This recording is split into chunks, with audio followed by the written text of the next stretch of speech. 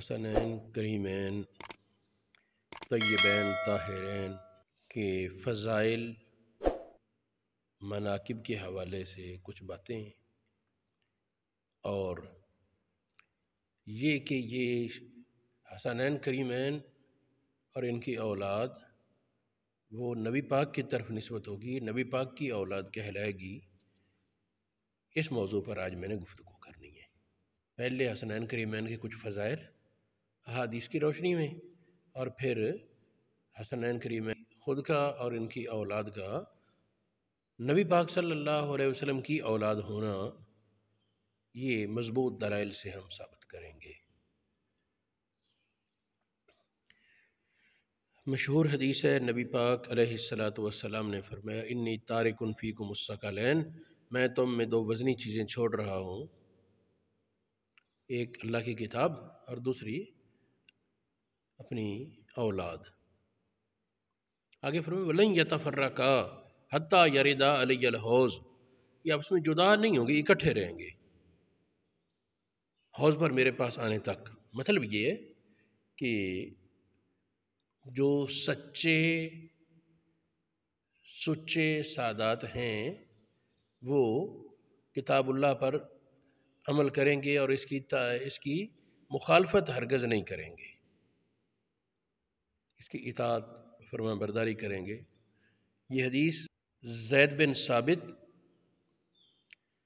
زید بن ارکم، ابو سعید خدری، جابر بن عبداللہ اور حضرت ابو ذر غفاری رضی اللہ عنہم سے مرفوع روایت ہے۔ ان پانچوں حضرات سے یہ ثابت ہے، انہوں نے کہا نبی پاک نے فرمایا۔ اس حدیث کے بہت سے حوالہ جات ہیں، ان میں سے چند ایک میں پیش کر دیتا ہوں۔ جامع ترمذی، اس کا صفحہ 663 سند صحیح ہے۔ اسی طرح خصائص علی، امام نسائی کی کتاب ہے، اس کی بھی سند صحیح ہے۔ معجم اوسط طبرانی، اس کا 33 صفحہ 4 جلد، معجم کبیر طبرانی 66 صفحہ 3 جلد، شفا شریف 47 صفحہ 2 جلد، مشکل الآثار تحوی 88 صفحہ 9 جلد، مصنف ابن ابی شیبہ 309 صفحہ 6 جلد وغیرہ بہت سی کتابوں میں یہ حدیث موجود ہے۔ دوسری حدیث، حضور علیہ السلام نے ارشاد فرمایا حسین منی و انا من حسین۔ بعض لوگ یہاں الحسین بولتے ہیں، یہ حدیث میں الف لام نہیں ہے اس جگہ۔ حسین منی و انا من حسین، نبی پاک نے فرمایا حسین مجھ سے اور میں حسین سے ہوں۔ احب اللہ من احب حسینا، اللہ اس سے محبت کرے جو حسین سے محبت کرے۔ یہ حدیث جامع ترمذی، مصنف ابن ابی شیبہ، سنن ابن ماجہ اور دیگر بہت سی معتبر کتابوں میں موجود ہے۔ باقی کس طرح حسین کا نبی پاک سے ہونا تو واضح ہے، اور نبی پاک کا حسین سے ہونا تو اس کی حمل بنیاد یہ ہوگی کہ دین متین کی حفاظت کے لیے امام پاک نے جو کام کیا، اور اس کے نتیجے میں امت کے لیے جو دین کی حفاظت کا ایک انتظام ہوا کہ حکمران اس میں من مرضی کی تبدیلیاں اب نہیں کر سکتے۔ اگر حکمران کرنا چاہیں تو عوام ان کی نہیں مانتی دینی تبدیلیاں، دین میں تبدیلی اگر حکمران کرنا چاہیں تو عوام ان کی نہیں مانے گی۔ یہ ہے دین کی وہ حفاظت جو سیدنا امام حسین رضی اللہ تعالیٰ عنہ نے کی، اسی وجہ سے آپ نے جان قربان کی، اور یہی اس کا فائدہ بعد میں امت کو نصیب ہوا۔ تیسری حدیث جو اس وقت میں پیش کرنا چاہتا ہوں وہ ہے ان الحسن والحسین سیدہ شباب اہل الجنہ۔ بعض روایات میں انہ ہے، بعد میں نہیں۔ یقیناً حسن اور حسین جنتی نوجوانوں کے سردار ہیں۔ یہ حدیث 20 کتابوں میں موجود ہے۔ اس وقت میرے سامنے مسند احمد بن حنبل، مستدرک امام حاکم، جامع ترمذی، مصنف ابن ابی شیبہ، طبقات ابن سعد اور بہت سی کتابوں کے حوالہ جات مرقوم ہیں۔ اس حدیث کے حوالے سے جنتی نوجوانوں کے سردار کہنے میں بہت بڑی فضیلت حسنین کریمین کی ثابت ہوتی ہے۔ انبیاء و مرسلین کے بعد وہ ایک بڑی اہم فضیلت ثابت ہوتی ہے۔ اگرچہ اس کا ظاہر معنی تو یہ بیان کیا جاتا ہے جو دنیا میں نوجوان تھے ان پر، لیکن امام حسین رضی اللہ تعالی عنہ بظاہر جوانی کی عمر میں تو نہیں گئے۔ 56 سال کے لگ بھگ عمر بنتی ہے سیدنا امام حسین کی، وہ ظاہر ہے کہ بھرپور جوانی تو نہیں گنی جاتی، شاب تو اس پر نہیں بولا جاتا۔ پھر اس کے دو معنی ہو سکتے ہیں، یا تو یہ کہ ہمت اور عزم کے اعتبار سے جوان، اور پھر اہل جنت کی طرف نسبت ہے تو پھر اگر معنی یہ کیا جائے کہ جنت میں جو ہوں گے جوان ان کے سردار تو پھر سب آ جائیں گے اس میں۔ اگلی حدیث، نبی پاک علیہ السلام نے ارشاد فرمایا، ہما ریحانتا یا من الدنیا، حسنین کریمین کے بارے فرمایا کہ یہ دو میرے دو پھول ہیں جنت سے۔ نبی پاک ان کو چومتے، حسن اور حسین کو سونگھتے اور فرماتے میرے دو پھول ہیں جنت سے۔ اور لفظ ریحانہ کیا ہے؟ ریحانہ وہ خوشبودار پودا ہے جس کی جڑیں بھی خوشبودار ہوتی ہیں، چھلکا بھی خوشبودار ہوتا ہے، لکڑی بھی خوشبودار ہوتی ہے، پتے بھی خوشبودار ہیں، پھول بھی خوشبودار ہے، بیج بھی خوشبودار ہے، اس کا ہر جز خوشبودار ہے، اس کا نام ہے ریحانہ۔ نبی پاک نے فرمایا یہ دو میرے ریحانہ ہیں۔ بھئی گلاب حالانکہ بہت پیارا پودا ہے، بڑا پیارا پھول ہے، لیکن اس کی ہر جز میں خوشبو نہیں۔ چنبیلی بڑا پیارا ہے لیکن اس کی ہر جز میں خوشبو نہیں۔ ریحانہ ایسا وہ خوشبودار پودا ہے، خوشبودار پھول، کہ اس کے پودے کی ہر جز، اس کے پھول کی ہر جز اور پودے کی ہر جز اس میں خوشبو رچی بسی ہوتی ہے۔ تو نبی پاک نے ان کو ریحانہ کہا، تو اس سے بہت بڑی فضیلت ان کے لیے اور ان کی ذریت کے لیے ثابت ہوتی ہے۔ یہ اور اس طرح کی کئی احادیث اور بعض آیات کی وجہ سے محققین کی ایک جماعت کا موقف یہ ہے کہ جو اصلی سعادات ہوتے ہیں وہ کامل ترین حالت کے بغیر نہیں مرتے۔ دنیا میں گناہ تھے، لغزشیں تھیں، توبہ کر لیں گے۔ الصواعق المحرقہ میں لکھا ہے کہ یہ بات کسی عالم دین کے ذہن میں کھٹکی، اس نے کہا یہ ہم تو دیکھتے ہیں بڑی بے عملیاں اور بڑے برے کردار ان میں سے بعض حضرات کے ہیں، تو یہ کیسے؟ تو اسے خواب میں نبی پاک کی زیارت فرمایا تو وعید جانتا ہے، تجھے یہ بات دور لگتی ہے کہ اللہ پاک میری اولاد کو کامل حالت کے بغیر نہ مرے۔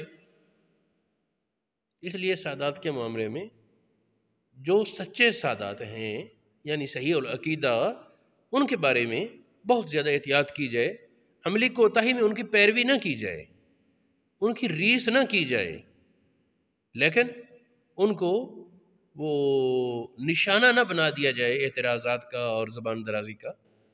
بلکہ پھر میں یہ بھی کہوں گا کہ جب تکفیر کا معاملہ آئے تو حتی الامکان عام مسلمان کے بارے بھی کف لسان کا حکم ہے، زبان کو روکیں جب تک قطعی بات نہ ہو، بالکل یقینی بات نہ آ جائے۔ سادات کے بارے اور زیادہ احتیاط کی جائے، لیکن جب شرعی دلائل سے بالکل شرع صدر ہو جائے، سورج کی طرح واضح ہو جائے، پھر زہر سیادت نہیں رہے گی۔ ایک اور حدیث ہے، نبی پاک نے فرمایا اللہم انی احبہما فاحبہما، یا اللہ میں ان دونوں سے محبت کرتا ہوں، حسنین کریمین سے، تو ان دونوں سے محبت کر۔ بعض روایات میں ہے اور جو ان سے محبت کرے اس سے محبت کر۔ بل یہ اصل حدیث یہ مصنف عبد الرزاق، طبقات ابن سعد، مسند احمد بن حنبل، مصنف ابن ابی شیبہ اور بہت سی کتابوں میں موجود ہے۔ یہ تو تھے جو فضائل میں بیان کرنا چاہتا تھا آج۔ اب یہ ہے کہ کیا سیدہ فاطمۃ الزہرا کی اولاد وہ نبی پاک کی طرف نسبت ہوگی جس طرح رواج ہے، یہ درست ہے، یا اس کی بنیاد صرف لوگوں کا عرف ہے، یا کوئی ضعیف حدیث ہے؟ اس سلسلے میں ایک تاریخی واقعہ ہے۔ حجاج بن یوسف ظالم نے ایک موقع پر امام زین العابدین کے بیٹے امام محمد، جن کا لقب باقر ہے، کسی گفتگو میں کہنے لگا حجاج کہ تم اپنے آپ کو نبی کی اولاد سمجھتے ہو، نسب تو باپ سے چلتا ہے، تم علی کی اولاد ہو، نبی کی اولاد نہیں۔ تو حضرت سیدنا امام محمد باقر نے جو جواب ارشاد فرمایا، آپ نے قرآن پاک سورت انعام اس کی آیت نمبر 84 اور 85 کی تلاوت کی۔ بھئی حدیث بیان کرتے تو وہ ضعیف کا رولا ڈالتا، قرآن پاک میں تو یہ نہیں کہہ سکتا۔ یہ آیت ہے، پہلے ابراہیم علیہ السلام کا ذکر ہے، آگے فرمایا وَوَهَبْنَا لَهُ اسحاق، ہم نے اس کو اسحاق عطا کیا، وَيَعْقُوب كُلًّا هَدَيْنَا، سب کو ہدایت دی، وَنُوحًا هَدَيْنَا مِن قبل، پہلے نوح علیہ السلام کو ہدایت دی، وَمِن ذُرِّيَّتِهِ، اس کی اولاد سے۔ یہ ضمیر نوح علیہ السلام کی طرف ہو یا ابراہیم علیہ السلام کی طرف ہو، قریب نوح، چلو نوح علیہ السلام کی طرف کر لو، داود علیہ السلام، وسلیمان اور سلیمان علیہ السلام، وَأَيُّوبَ وَيُوسُفَ وَمُوسَى، ایوب، یوسف، موسیٰ علیہ السلام، وَهَارُون، وَكَذَلِكَ نَجْزِي الْمُحْسِنِينَ، اسی طرح ہم بھلائی کرنے والوں کو بدلہ دیتے ہیں، وَزَكَرِيَّا وَيَحْيَا وَعِيسَىٰ، اور زکریا علیہ السلام اور یحییٰ علیہ السلام اور عیسیٰ علیہ السلام اور الیاس علیہ السلام، کل من الصالحین، سب نیکوں سے ہیں۔ آگے یہ آیات چل رہی ہیں، آپ نے یہ آیت پڑھی اور فرمایا یہ بتاؤ، یہ تو ٹھیک ہے کہ داود، سلیمان، فلاں فلاں یہ ان کی ذریت سے ہیں، نوح علیہ السلام کی ذریت سے باپ سے نسب ملتا ہے، لیکن عیسیٰ علیہ السلام کا کون سے باپ سے نسب ملا؟ ان کا نسب تو اپنی ماں کے ذریعے ملا ہے نا۔ اس پر حجاج لا جواب ہو گیا۔ یہ قرآن پاک کی آیت یہ ثابت کرتی ہے کہ بعض اوقات نسب ماں سے بھی ثابت ہو سکتا ہے۔ اب ایک اور بات، یہ تفسیر مدارک میں یہ واقعے کا اشارہ موجود ہے، تفسیر کبیر میں ہے، تفسیر بیضاوی میں ہے، اور بھی بہت سی تفاسیر میں یہ بحث موجود ہے۔ اب میں اس پر حدیث بتاتا ہوں، اور حدیث بھی یہ نہیں کہ ضعیف نہیں، مضبوط سند کے ساتھ ثابت ہے۔ دیکھیں، یہ امام احمد بن حنبل کی کتاب ہے فضائل الصحابہ، اس کا صفحہ 626، دوسرا جلد۔ ابو نعیم اصفہانی کی کتاب ہے معرفت الصحابہ، اس کا صفحہ 56، جلد 1۔ اس طرح کنز العمال صفحہ 624، جلد 13۔ جامع الحدیث امام سیوطی کی کتاب، جمع الجوامع امام سیوطی کی کتاب، ذخائر العقبہ، التلخیص الحبیر وغیرہ میں موجود ہے۔ مواہب اللدنیہ کی شرح زرقانی صفحہ 268، جلد 7 پر یہ حدیث موجود ہے۔ قال الزرقانی رواہ ابو نعیم عن عمر برجال ثقات، اس حدیث کو حضرت عمر سے ابو نعیم نے ثقہ راویوں کے ساتھ روایت کیا۔ تو حدیث کی عبارت سے پڑھیں، ابو نعیم حضرت عمر سے جو روایت کرتے ہیں اس میں ہے نبی پاک نے فرمایا کل سبب و نسب منقطع یوم القیامہ، ہر تعلق اور نسب کٹ جائے گا قیامت کے دن، الا سببی و نسبی، اور بعض روایت میں ما خلا سببی و نسبی، میرے تعلق اور میرے نسب کے سوا ہر تعلق اور نسب کٹ جائے گا. وہ کلو ولد آدم، تمام اولاد آدم، ان اسباتہم لابیہم، اپنے باپ کی طرف ان کی نسبت ہوتی ہے.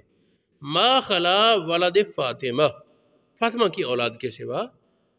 فإنی انا ابوہم، پس بے شک میں ہی ان کا باپ ہوں. واسباتہم، اور ان کا اسبا ہوں. یہ حدیث صحیح صریح اس مسئلہ میں ثابت ہے. تو ظاہر ہے کہ ایک مرفوع صحیح حدیث موجود ہے اور پھر اسی پر امت کا تعامل ہے، تو یقیناً یہی معمول، اور امت نے اس کو تلقی بالقبول کے ساتھ لیا ہے. قبول کے اس حدیث کو، اس کے بہت سے الفاظ مختلف مقامات پر ہیں، لیکن یہ سب سے مضبوط سند اور مضبوط عبارت ہے وہ میں نے پیش کی. واللہ عالم بالصواب.